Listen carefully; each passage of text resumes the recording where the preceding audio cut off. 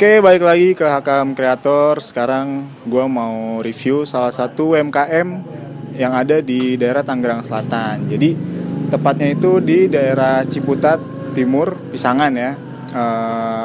Buat nextnya kalau lebih mau tahu lebih lanjut, kita langsung aja ke Warkopnya, oke?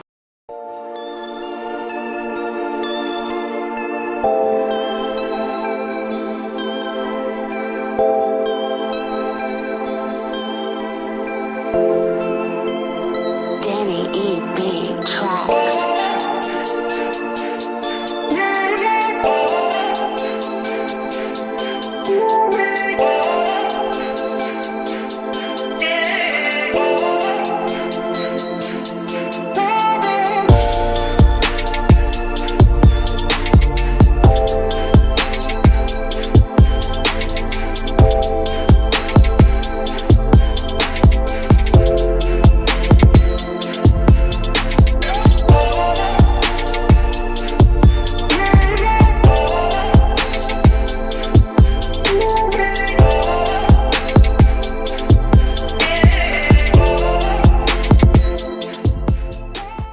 Nah, oke, sekarang gue udah bersama owner dari salah satu UMKM yang gue kunjungi, bersama Bang siapa Bang? Bang Ruli dari Warkop Boy. Bang Ruli dari Warkop Boy. Beliau ini selaku owner dari Warkop Boy. Jadi sudah berapa lama nih Bang kira-kira Warkop ini dibentuk? Ini Warkop ini Agustus tahun lalu ya. Kita sebenarnya bikin dari Juli. Kita bikin tuh sebulan. Terus baru jadi itu sekitar sebulanan lah baru jadi ini Warkop, karena kita waktu itu ngerenov segala macam sebulan. Jadi kalau nggak salah itu baru mulai beroperasi bulan Agustus, dan Agustus tahun ini tuh setahun jalannya. Oh, berarti Agustus tahun ini setahun nih. Kira-kira tanggal berapa tuh? Tanggalnya kalau nggak salah tanggal 5 Agustus. Berarti tanggal 5 nanti Warkop Boy ulang tahun. Anniversary pertama. Anniversary pertama. Apa nih yang mau dikasih buat para customer yang sering nongkrong sini? Kalau untuk para customer yang sering kesini di anniversary nanti pertama kita, ini sebenarnya belum ada rencana sih, belum ada rencana, tapi yang pengen kita konsepin adalah nanti kita paling banting harga gila-gilaan kali di anniversary pertama. Nah, nih buat yang belum tahu Warkop Boy, mungkin nanti pas anniversary bisa kesini buat menikmati dan mencicip menu-menu yang ada di sini ya Pak. Karena menunya sangat bervarian, juga minumannya banyak gitu kan. Gua ada pertanyaan nih Bang. Ya boleh. Ini nggak tahu mitos atau bener, Indomie Warkop tuh lebih enak kalau dimasak di sini timbang masak di rumah Bang. Gimana tuh tanggapannya Bang? Kalau gue sepakat kenapa Indomie Warkop lebih enak daripada Indomie lu bikin di rumah, karena lu nggak merasakan proses membuat mie-nya itu. Itu yang pertama yang lu harus garis bawahi, karena lu tinggal datang, duduk, makan, terus pulang. Sedangkan kalau lu di rumah tuh lu harus ada effort untuk masak, nyuci piring segala macam, jadi kerasanya tuh kayak berat kalau di rumah. Sedangkan kalau di Warkop tuh enak gitu. Karena timbang nangkring sama lu ngeluarin duit aja gitu ya. Betul. Jadi buat yang sempet bingung gitu ya, maksudnya ini kok lebih enak di Warkop timbang dimasak di rumah gitu. Karena lu nggak ngeluarin tenaga kalau di rumah, kalau di Warkop. Jadi lu cuman ngeluarin uang gitu. Jadi nggak usah berpelit-pelit lah, kalau lu punya uang lebih kenapa enggak jajan di UMKM gitu. Karena sebenarnya nggak perlu uang lebih sih, tapi dia lebih ke arah kan UMKM murah ya. Elah, Warkop itu cuma 10.000 udah dapat mie pakai telur sama air hangat. Itu udah menurut gua udah sangat murah lah untuk lo jajan di Warkop dengan supaya perut lo kenyang dengan harga segitu. nah gitu. Jadi mungkin kalau emang yang mau cari harga murah gitu, nggak perlu lah lu anak muda. Ini masuknya buat anak muda juga sih nongkrong. Jadi nggak perlu yang mewah-mewah. Yang penting perut lu tuh keisi gitu. Ya main lah ke Warkop Boy gitu kan, sekali-kali lah. Jadi ada satu lagi nih Bang, gue pertanyaan buat khususnya buat Warkop Boy gitu ya. Naik turunnya usaha ini tuh pasti ada kan? Pasti ada. Itu dari abang sendiri nih rasanya gimana nih selama menjalani buka Warkop ini tuh gimana?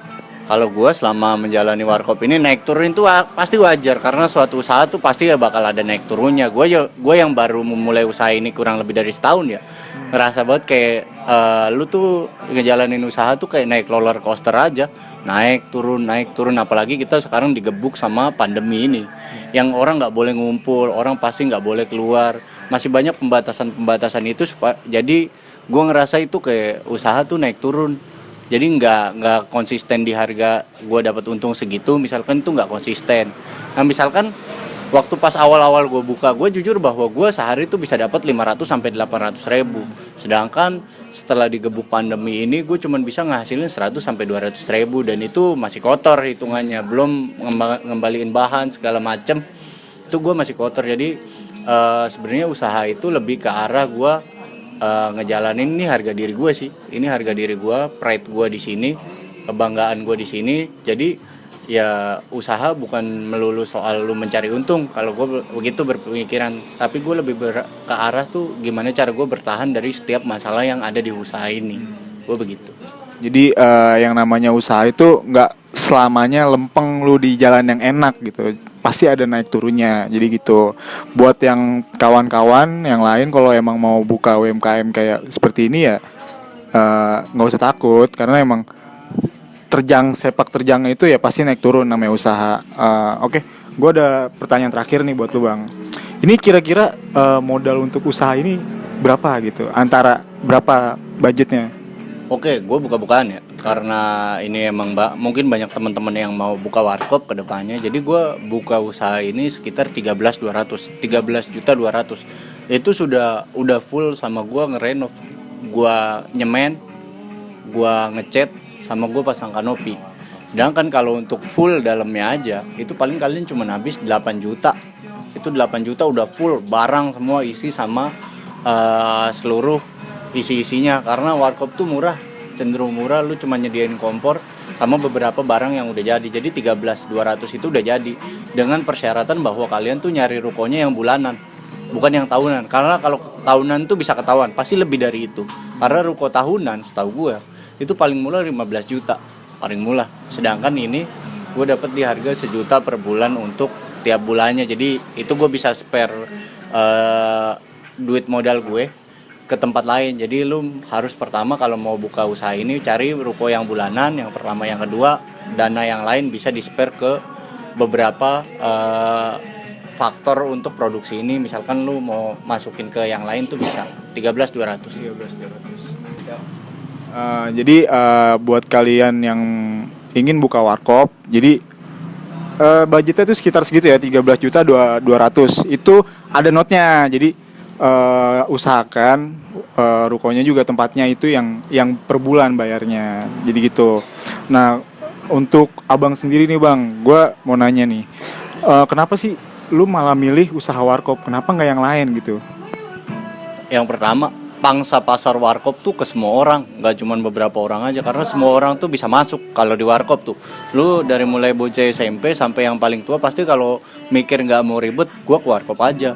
Itu yang pertama, itu yang membedakan dengan pangsa pasar lain, karena warkop itu lebih menjamah ke semua lini, supaya gue sih berpikiran bahwa gue bertempat di lokasi di sekitaran UIN. Itu yang pertama, pasti pasarnya mahasiswa. Di sini udah banyak kopi shop, jadi gue nggak mau lagi buka kopi shop. Gue punya dana pun cuman sedikit, jadi gue lebih prefer ke pertama, gue buka warkop untuk nyasar semua pangsa pasar. Yang kedua, gue cuman punya modal terbatas, jadi gue bukanya warkop. Yang ketiga, gue lebih percaya warkop dibanding tempat-tempat lain. Karena kenapa? Warkop tuh selalu konsisten, orangnya tuh pasti ada aja yang mau datang ke warkop. Gitu sih yang kenapa gue ambil warkop.